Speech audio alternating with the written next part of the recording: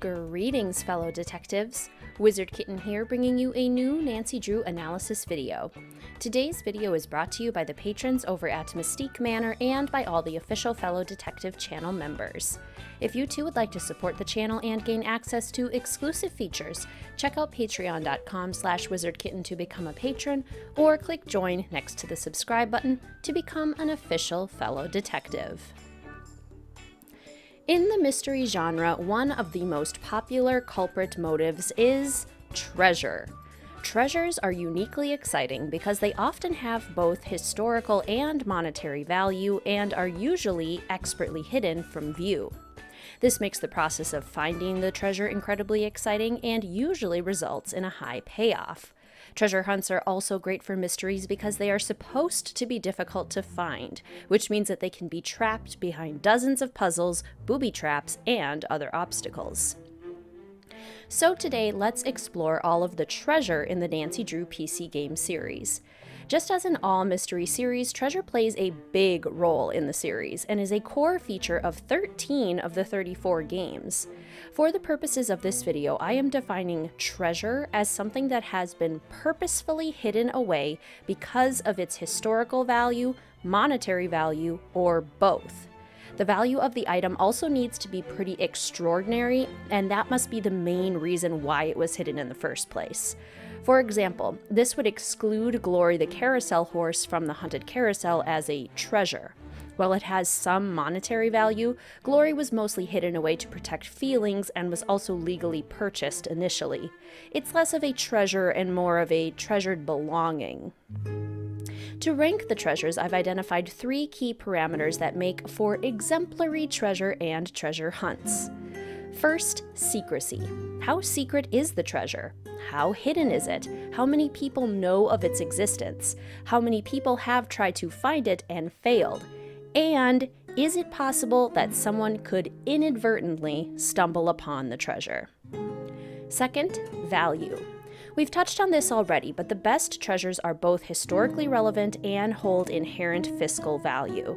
This has a lot to do with marketing and societal and cultural values, but a big old treasure chest full of gold is just going to scream treasure more than other kinds.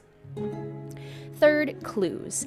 A good treasure is hidden behind a series of exciting clues that are fun to unravel and decently challenging. A long, defined scavenger-style treasure hunt is going to lend more of a sense of adventure and accomplishment than something that is more piecemeal or vague. And yes, this video will contain plot and ending spoilers because we will be discussing the final treasures of the games and how they are found. Proceed with caution. You have been warned. Without further ado, let's get started at the bottom of our list with treasure number 13, Edgar Allen Poe's Lost Writings from Warnings at Waverly Academy. The clues that hide Poe's lost writings are certainly fun and interesting, though perhaps not as elaborate as the clues that other treasure hiders have left behind. Additionally, this treasure has quite a bit of historical value and some monetary value, but ultimately wouldn't shake the world to its core in the way that some of the other treasures on this list would. Finally, it's not really that secret or rare. Even though these were his last writings, Poe had already published and left behind a large body of work. It's also entirely possible that someone could stumble across these writings. The secret door that leads to Mel's room is probably slightly visible, blueprints exist showing a hidden room, and who's to say that some renovations to Ramsey Hall wouldn't accidentally result in a discovery? The boiler probably would have to be replaced eventually. So, at the bottom of the list it goes. Number 12, Nefertari's Mummy in Tomb of the Lost Queen. Nefertari's mummy is hidden behind an elaborate set of clues and traps, so it receives top marks in that area. The amount of decoding, puzzle-solving, research, and exploring required is almost unmatched. However, it's not really a secret that Nefertari's mummy exists, and in fact, her tomb has been found by people before, proving that it is possible to stumble across both purposefully and inadvertently.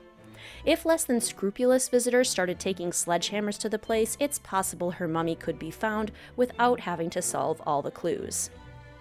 Also, like Edgar Allan Poe's writings, the mummy holds historical value and some monetary value, but not as much as other treasures. Other mummies do exist, so she's not as rare as some of the other treasures. Number 11, Noisette Tornade's stained glass windows in Danger by Design. Tornade does a great job of hiding the stained glass behind some pretty elaborate clues, making Nancy traverse all over Paris to ultimately discover the location of the stained glass. This treasure is also relatively secret because few people seem to know of its existence. It is possible that the trapdoor in the Moulin could be discovered, and some intrepid researchers seem to have an idea that treasure could be hidden there. But really what pulls this one down is its significance. While the windows do have historical value, they just don't hold the same oomph as some of the other treasures. They're interesting, they're pretty, but they don't really scream treasure.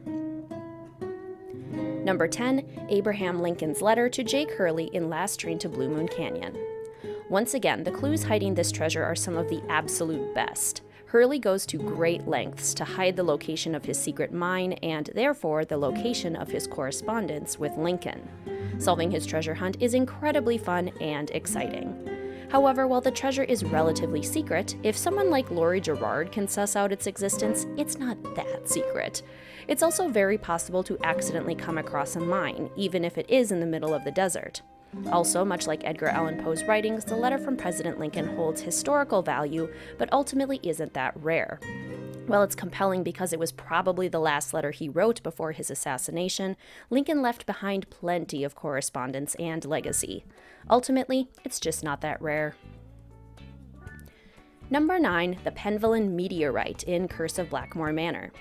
This treasure receives top marks for both its secrecy and its clues.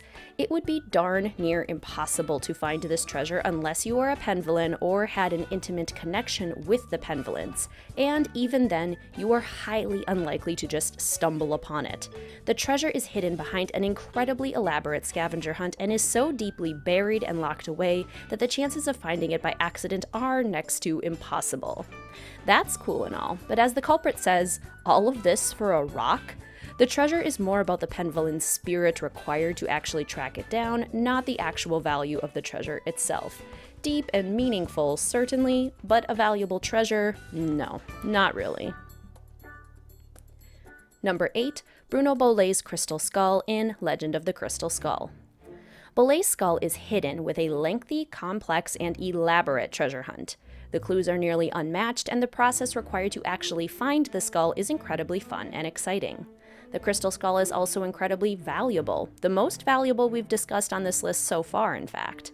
Not only is it made from pure crystal and carved by hand deep in the past, it also has a fascinating legend attached. People the world over have sought the crystal skulls, and this particular one, the Whisperer, has a grim historical history that would make its discovery monumental. The problem then? It's not exactly a secret. Bolet blabs to multiple people that he owns the skull and made it pretty clear that it was hidden on his own property. While it would still require some skill to find, it's likely that it could be found given just how advertised it was. Maybe should have kept that one to yourself, Bruno. Number 7, Ammoaks Writings in Secret of the Scarlet Hand. This treasure holds immense historical and monetary value by shedding light on a piece of history that is still relatively unknown. The fascinating story attached to the writings alone make for a compelling legend. Still though, this treasure isn't as secret and doesn't have as much of a treasure hunt element as others. Given advancements in technology, it's possible that a quick scan could reveal more to the monolith than meets the eye, or that translation technology would allow archaeologists to read the glyphs and realize their meaning. Henrik was already pretty close. The clues for the key are pretty elaborate, but they're vague and separated around the world. This is for good reason, as Pakal didn't want anyone to find this treasure. It was meant to be nearly impossible. But really, you don't need the key. Less than honorable treasure hunters could just bash the monolith open if they desired. That's why this one lands right in the middle. Number 6, Marie Antoinette's diamond in Treasure in the Royal Tower. There's no doubt that this treasure is one of the most historically and monetarily valuable in the series. Beyond being the infamous diamond that probably put the nail in Marie Antoinette's coffin, it's also just a massive diamond, a big ol' shiny rock worth a lot of dough. But it's not as secret, and the clues aren't as elaborate as they could be. There isn't a defined series of steps to follow, rather more piecing together important clues and being in the right place at the right time. It's also very possible that anyone who enters the elevator shaft, like a mechanic, for example, could stumble upon the tunnel leading to the treasure. From there, it's just a matter of puzzle solving, some of which can be solved without even knowing the mechanisms. Still a marvelous treasure, but could be a better treasure hunt. Number 5. Dirk Valentines Gold in Secret of Shadow Ranch. The clues to find this treasure are basically the best of the best. Dirk's scavenger hunt is fun, full of riddles and puzzles, and requires a keen heart and mind. Had she known of it, I bet Frances Humber would have been very proud. As for secrecy, it's relatively secret, but it's also possible that rock climbers, hikers, archaeologists, or a variety of people could accidentally come across the ruins. Also, the gold does hold historical value as Dirk's treasure, and it does hold monetary value since it's a pile of gold, but it holds more personal and sentimental value than it does truly legendary value. This treasure would be a great find, but it would be an even better find if you were Frances Humber. Still though, this is one of my personal favorites purely because of the story behind it. Number 4. El Diablos Gold in Message in a Haunted Mansion. El Diablo and Dirk Valentine have a lot in common, including their treasures. The clues that hide El Diablo's treasure in the Golden Gardenia were crafted by Lizzie Applegate and are elaborate, fascinating, and meaningful. They're incredibly fun and interesting to follow. The treasure is ultimately pretty secret, but not so secret because there's already a handful of people sniffing it out. If even a college student can start to make conjectures about its location, then it could definitely be better hidden.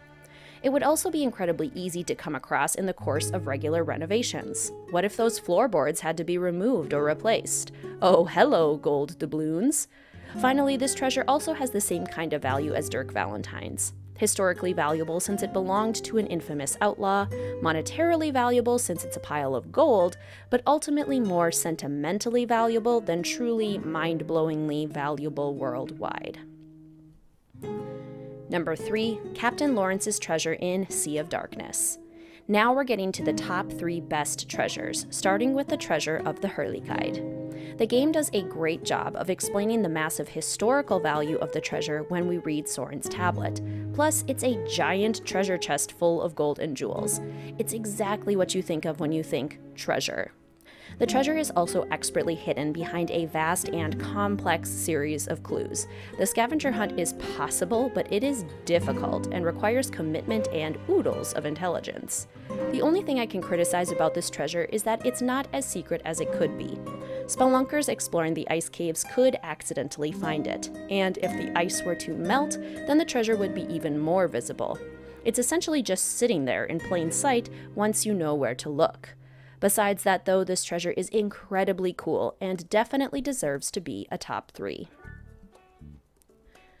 Number 2. Mickey Malone's Gold in Ghost Dogs of Moon Lake.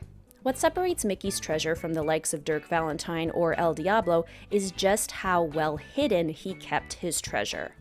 Even the people who knew Mickey Malone the best and had unlimited access to the speakeasy could not find his gold.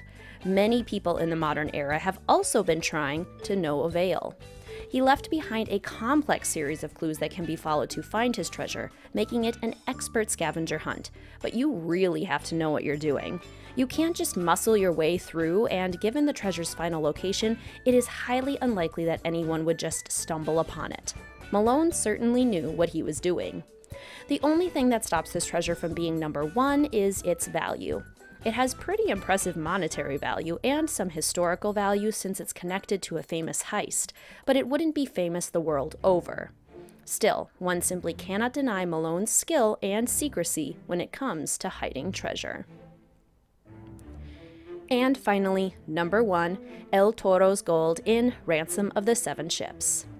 Those of you who know this channel well may think I've lost my mind, placing Ransom of the 7 Ships at the number 1 spot on a list and Warnings at Waverly Academy at the bottom. But even I can't deny the sheer brilliance of this treasure. Let's check our parameters. Secret? Oh, absolutely. There are rumors about the treasure, but no one has ever been able to find it. It would also be darn near impossible to stumble upon. Even if you do happen to be scuba diving in the Blue Hole Caves, what are the chances that you'll be able to force open the secret door without the 6 dials? Highly, highly unlikely. Valuable? Oh heck yes! It's a big old chest full of gold and jewels, first of all. Plus, it belonged to a famous pirate. How cool is that? It also apparently has a map to the lost city of gold, so let's just go ahead and double the historical and monetary value. Finally, hidden by an elaborate series of clues? Yes. A decoded journal, things buried on the beaches, pieces hidden all over the island, including under the water. This treasure checks all the boxes, and then goes the extra mile and even checks some of them again. It's the best treasure in the series, and I stand by that. It's interesting to me that approximately 1/3 of the Nancy Drew series focuses on treasures and treasure hunts, but each one manages to feel distinct and completely original. It's also interesting to think about why we find treasure so fascinating. The value of the treasure is certainly compelling, but I think it's the journey along the way that truly makes them so attractive. What better way to have an adventure than to follow a series of meandering clues and then be rewarded with treasure? But what do you think, fellow detectives? Do you enjoy treasure hunt mysteries? Which is your favorite and least favorite treasure in the series? Which treasure would you personally try to hunt? Let a wizard kitten know in the comment section down below. If you really enjoyed this video, please consider hitting that like button or tipping me for the video with a super thanks next to the download button right beneath the video. If you would like to come join a fantastic group of fellow detectives at Mystique Manor as a patron for the channel, gain access to exclusive content, and support the making of more content like this, please check out patreon.com/wizardkitten. I also have channel memberships with exclusive badges and emojis to use during streams and in the comment section. If you'd like to support the channel by becoming an official fellow detective, click join next to the subscribe button. Please feel free to follow the channel on Instagram or Discord, linked in the description box down below. And as always, please feel free to like, comment, subscribe, and hit that notification bell for more Nancy Drew and Cozy Game content. Thank you so much for watching, fellow detectives. I will see you soon.